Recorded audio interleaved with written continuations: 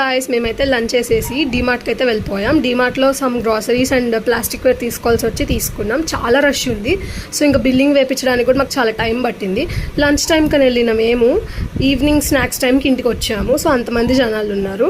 ఇంక ఇంటికి వెళ్ళంగానే మా మమ్మీ మా కోసం బేబీకార్న్ బజ్జీస్ ప్రిపేర్ చేస్తూ ఉంది. మేమైతే బేబీకార్న్ బజ్జీస్ తిని ఎంజాయ్ చేసాం. మీరు మీ ఈవినింగ్ టైం ఏం స్నాక్స్ తింటారో నాకు కామెంట్ సెక్షన్లో కామెంట్ చేసి చెప్పండి. Don't forget to like, share, comment and subscribe to my YouTube channel Tejas capture. Bye.